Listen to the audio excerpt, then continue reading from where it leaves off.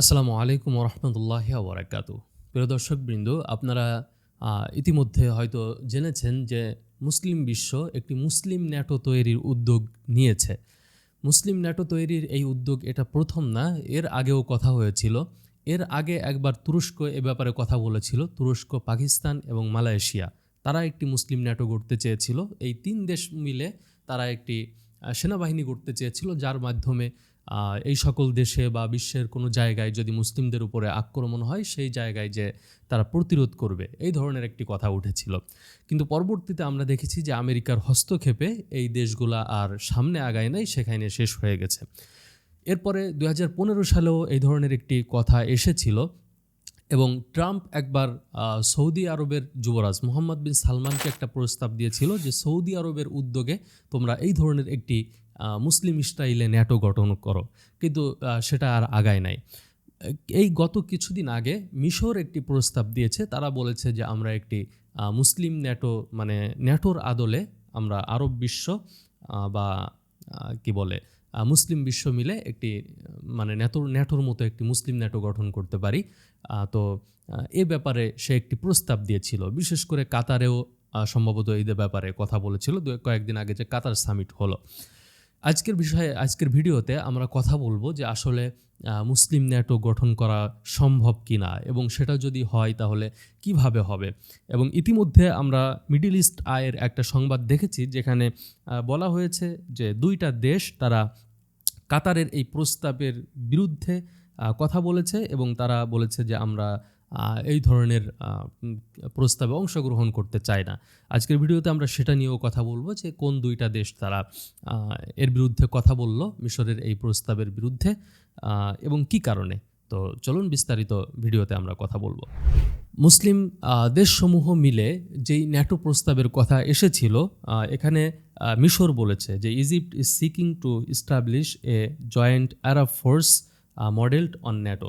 আচ্ছা, এখানে ইজিপ্ট তারা হচ্ছে আরব ফোর্সের কথা বলেছে, মানে আমরা আরব দেশ মিলে আমরা একটি মানে জয়েন্ট ফোর্স গঠন করব, এবং সেখানে বলেছে যে ইজিপ্ট প্রায় 20,000 সৈন্য প্রদান করবে এবং সেই সাথে সৌদি আরব বা অন্য অন্য দেশ মিলিয়ে তারাও নিজেদের মতন করে এটি দিবে।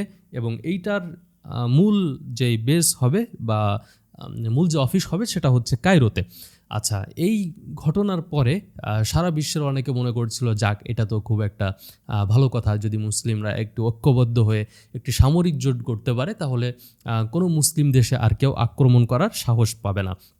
আচ্ছা, এখন প্রশ্ন হচ্ছে এই যে মুসলিম ন্যাটোটা গ্রহণ করার মানে কি বলে গঠন করার যে প্রস্তাবটা মিশর আসলে দিল, এই ন্যাটোটা আসলে কার বিরুদ্ধে কাজ করবে, তাই না?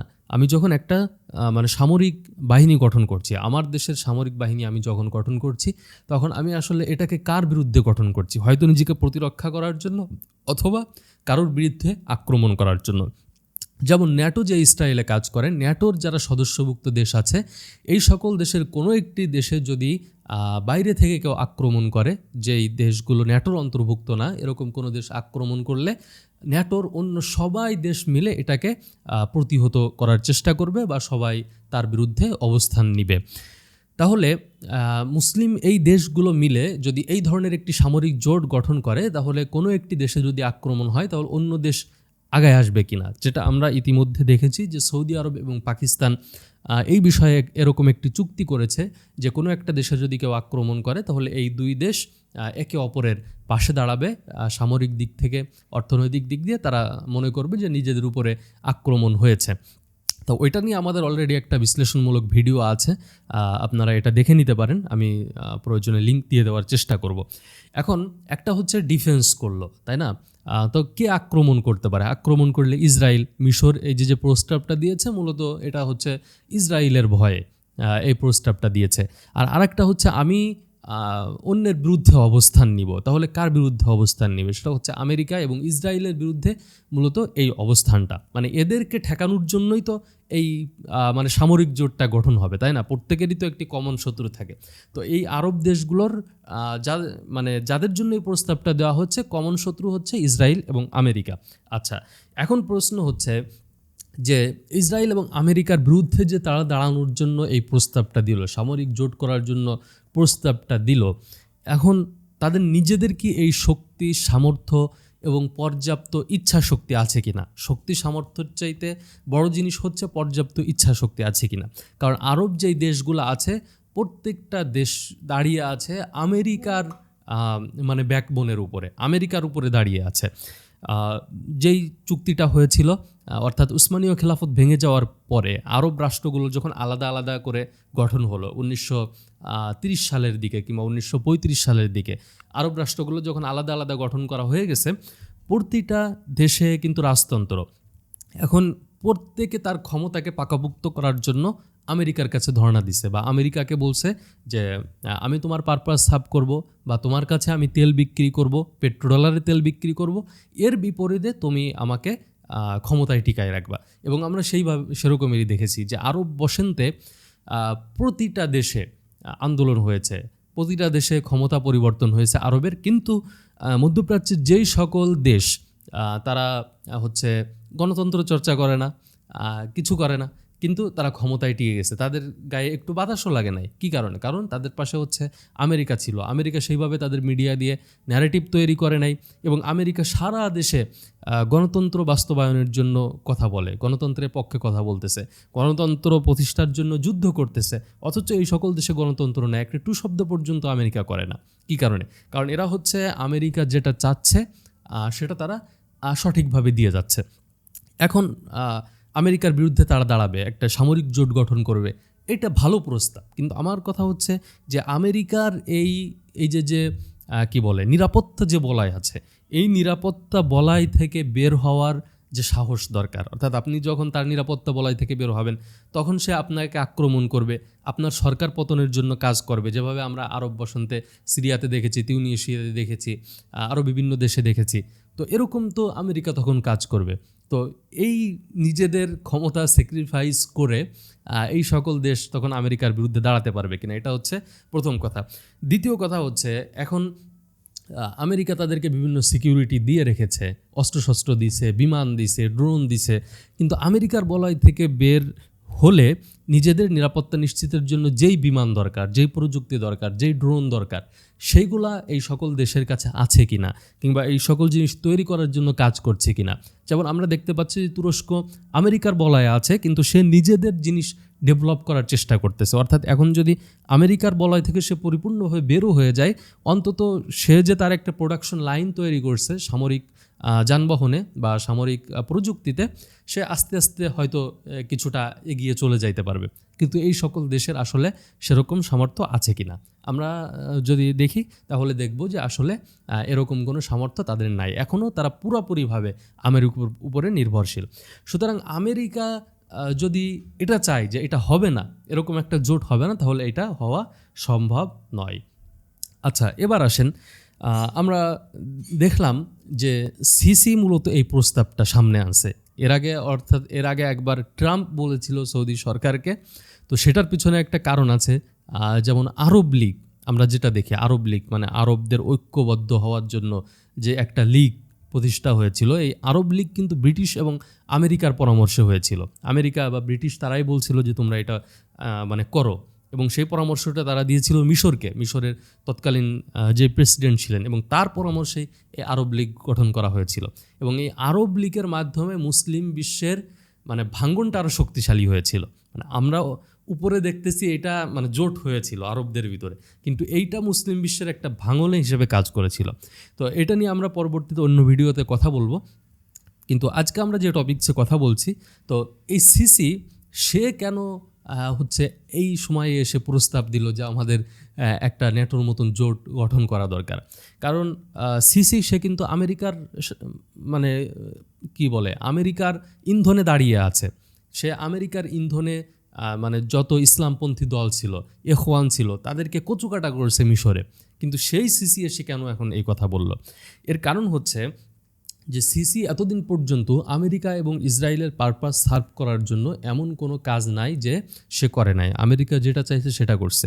এমনকি মিশরের গোয়েন্দা সংস্থা তাদের সব অধিকাংশ তথ্য শেয়ার করে হচ্ছে ইসরায়েলের সাথে, তাদের এরকম একটা চুক্তি আছে। কিন্তু সম্প্রতি দেখা যাচ্ছে যে ইসরায়েল যাদেরকে এতদিন বন্ধু হিসেবে গ্রহণ করছিল, কিন্তু সেই সকল বন্ধুদেরকে তার মানে সে বিভিন্ন সময় হামলা করতেছে, যেমন কাতারে এই যে অলরেডি হামলা করে বসেছে, এবং মিশরেও সম্ভবত এরকম একটা তাদের পরিকল্পনা চলতেছে, বা আমরা অনেক দিন ধরেই দেখে আসতেছি যে মিশরে হামলা করবে ইসরায়েল, হামলা করতে চায় এরকম একটা তার ইচ্ছা বা আকাঙ্ক্ষা আছে, হয়তো বা আমেরিকা তাকে থামায় রাখছে, এরকম কিছু একটা হইতে পারে। তো এটা সিসি অনুভব করতে পারতেছে যে আমার উপরে হামলা হবে, এটা ভালোভাবে অনুভব করতে পারতেছে। এই জন্য আপনারা নিউজে দেখবেন যে তাদের যে সেনাবাহিনী কিংবা চীনের থেকে এনে আকাশ প্রতিরক্ষা ব্যবস্থা, এইগুলা সে ওই যে গাজার পাশে যেই উপত্যকা, সেই উপত্যকায় এনে সেইগুলা সেট করছে যাতে ইসরায়েল হামলা করলে একটু ঠেকাইতে পারে। তো সিসি চিন্তা করছে যাদেরকে এতদিন বন্ধু ভাবলাম, যাদের পারপাস সার্ভ করার জন্য এতদিন কাজ করলাম, এরা তো দেখতেছি এখন আমাকে হামলা করবে, সুতরাং তারা যাতে হামলা না করে এই জন্য সে একটু হুমকি দেওয়ার জন্য সে এই কথা বলছে। সে বলছে দেখো, আমি এতদিন তোমাদের পারপাস সার্ভ করছি, তোমাদের পারপাস সার্ভ করে এই যে যারা মানে ইসলামিক আছে তাদেরকে আমি দমন করছি, এখন তুমিই আমাকে হামলা করতে চাচ্ছ, সুতরাং এটা যদি করো তাহলে আমি কিন্তু আবার তোমার বিরুদ্ধে আমি মুসলিমদেরকে নিয়ে দাঁড়াবো, ঠিক আছে? তাদেরকে এরকম একটা হুমকি দেওয়ার জন্য সে এই কথা বলেছে। এবং গত কয়েকদিন আগে সিসি বলেছিল যে আমি হামাসের সদস্যদেরকে কায়রোতে দিতে চাই, মানে নিরাপত্তা দিতে চাই, মানে কাতারে হামলা করার পরে মানে সে বুঝাতে চাচ্ছে যে কাতার নিরাপত্তা দিতে পারে নাই, তোমরা মিশরে আসো, আমি তোমাদেরকে এখানে নিরাপত্তা দিব। যে নিজেদের গোয়েন্দা সংস্থার তথ্যগুলো অন্য আরেকটা মানে ইসরায়েলের গোয়েন্দা বাহিনীর সাথে শেয়ার করে, সে দিবে হামাসের সদস্যদের নিরাপত্তা। আবার সে হুমকি দিয়েছিল যে আমি কিন্তু আর ইসরায়েলের সাথে আমাদের গোয়েন্দা তথ্য শেয়ার করব না, ইসরায়েলকে এই হুমকি দিছে। এখন ইসরায়েল গত কয়েকদিন আগে বলছে যে সে এটা বলছে কিন্তু এখনও আমাদের গোয়েন্দা তথ্য শেয়ার করা বন্ধ হয় নাই। তার মানে আগে পরিপূর্ণভাবে গোয়েন্দা তথ্য শেয়ার করতো এবং এখনও পর্যন্ত সেইটা বন্ধ করে নাই। যেহেতু এখনও পর্যন্ত সেইটা বন্ধ করে নাই, তাহলে সে কীভাবে হামাসের সদস্যদের নিরাপত্তা দিবে, আর কেনই বা এত চিল্লাফাল্লা করতেছে? তার মানে এটা স্পষ্ট যে আসলে এই যে কথাগুলো সিসি বলতেছে, এগুলো আসলে আমেরিকা এবং ইসরায়েলকে একটা হুমকি দেওয়ার জন্য, যে তুমি যে আমাকে এখন তোমার বন্ধুর লিস্ট থেকে বের করে দিতে চাইতেছো কিংবা আমাকে হুমকি দিচ্ছ, আমি কিন্তু তাহলে তোমাদের পারপাস আর সার্ভ না করে আমি কিন্তু এই যে ইসলামপন্থীদের নিয়ে আবার কাজ করা শুরু করব বা তোমাদের বিরুদ্ধে দাঁড়ানোর চেষ্টা করব, যাতে আমেরিকা ইসরায়েল আবার তাকে পক্ষে টানে। তো এইটা হচ্ছে মুসলিম ন্যাটোর অবস্থা। আচ্ছা, এই যে প্রস্তাবটা সিসি দিয়েছিল, তো সিসি তো যাওয়া হুমকি দেওয়ার জন্য দিয়েছিল, কিন্তু আরও আরবের 2টা দেশ তারা এটার বিরোধিতা করছে। মিডল ইস্ট আই সংবাদ প্রকাশ করছে যে Qatar and the UAE blocked Egypt's proposal to create a NATO style Arab defence force. তো মিডল ইস্ট আই বলছে যে কাতার এবং আরব আমিরাত তারা মানে মিশরের যে প্রস্তাবটা ছিল এইটা তারা ব্লক করে দিচ্ছে বা এটা তারা বাতিল করছে। তারা বলছে আমরা এটার ভিতরে আসলে যাব না। তো এটা যাওয়ারও কথা না, মানে যেহেতু এই প্রস্তাবের কোনো ভ্যালু নাই কিংবা যেটার কোনো বাস্তবতা নেই, সুতরাং এটা তেমন কিছু হবে না, এটাই স্বাভাবিক। তো আচ্ছা, মুসলিম ন্যাটো নিয়ে এটাই হচ্ছে আসলে কথা ছিল। আমরা এটা নিয়ে যে আশা আকাঙ্ক্ষা দেখতেছি এটা আসলে তেমন কিছু না। এটা আসলে তারা নিজেদের ক্ষমতাকে পাকাপোক্ত করার জন্য, মানুষের ব্রেন ওয়াশ করার জন্য, আয়স করার জন্য এই ধরনের একটা কথাবার্তা বলতেছে। তবে আমরা যে এটা চাই না তা না, এটা যদি হয় সত্যিই যদি এটা হয় তাহলে এটা আমাদের জন্য ভালো, আমরা এটা খুশি হব, আমাদের মানে সত্যি অনেক আমরা খুশি হব এবং এটা হওয়া দরকার, কিন্তু আসলে হচ্ছে না। তো এই জন্য আমরা চাইবো যে এই যে সকল শাসক আছে তারা নিজেদের স্বার্থ ভুলে যে মুসলিমদের কল্যাণে কাজ করুক, তাহলেই এই যে ফিলিস্তিন মুক্তি পাবে বা মুসলিমদের উপরে জুলুম অত্যাচার এগুলো বন্ধ হবে। তো আমাদের ভিডিওটি যদি ভালো লাগে লাইক করবেন, কমেন্ট করবেন, শেয়ার করবেন এবং আপনাদের মতামতটা কি আমাদেরকে লিখে জানাবেন যে আপনাদের কাছে আসলে কি মনে হয়। তো দেখা হবে অন্য কোনো ভিডিওতে। আসসালামু আলাইকুম ওয়া রাহমাতুল্লাহি ওয়া বারাকাতুহু।